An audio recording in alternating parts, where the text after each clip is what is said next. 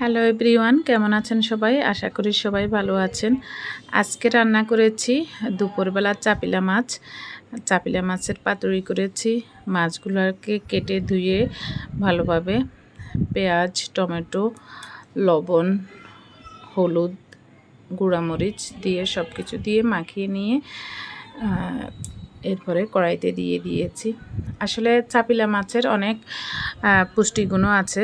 আমাদের এলাকায় এগুলোকে চাপিলা মাছ বলে এবং এগুলো সামুদ্রিক মাছ।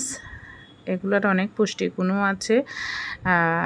এই মাছে প্রচুর পরিমাণে ক্যালসিয়াম থাকে, অর্থাৎ যাদের ক্যালসিয়ামের ঘাটতি তারা খেতে পারেন, এবং বিভিন্ন ধরনের ভিটামিন, ফসফরাস এবং আয়রনও আছে এই মাছে। আসলে সামুদ্রিক মাছে আয়োডিনেরও যাদের স্বল্পতা আছে সেই ঘাটতিও পূরণ করে।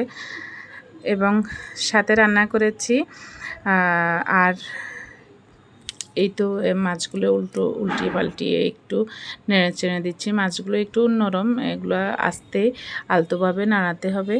তো পাতুরি করেছি এবং এরপরেই হালকা একটু জল দিয়ে সেগুলো হয়ে গেলে নামিয়ে নেব। আর করেছি করলা ভাজি।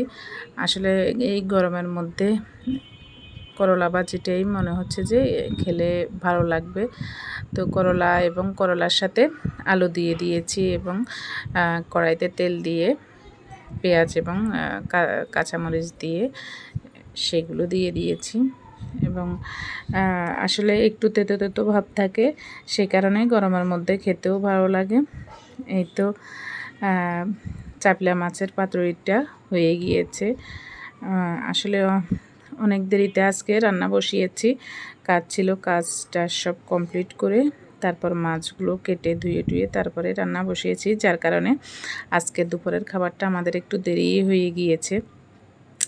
এই তো এখানে আমরা আমাদের দুজনের জন্য করলা ভাজিটা করে নিচ্ছি, কারণ ছেলে খাবে না, একটু তেতো তেতো ভাব আছে, এই জন্য সে খাবে না। আসলে করলাও শরীরের জন্য খুবই উপকারী, খেতেও ভালো লাগে, কিন্তু ছোট যারা তারা একটু খেতে চায় না।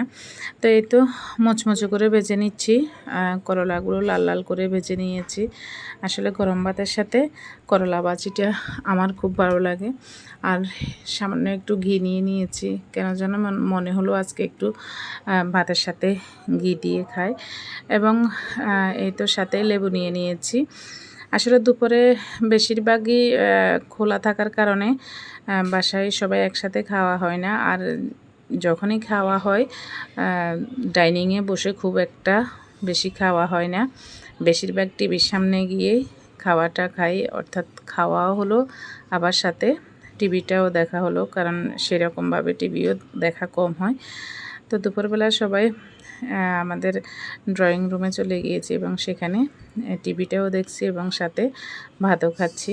আসলে পাতুরিটাও ভালো হয়েছে, খেতে ভালো লাগছে। ধন্যবাদ সবাইকে ভিডিওটি দেখার জন্য। আবার দেখা হবে।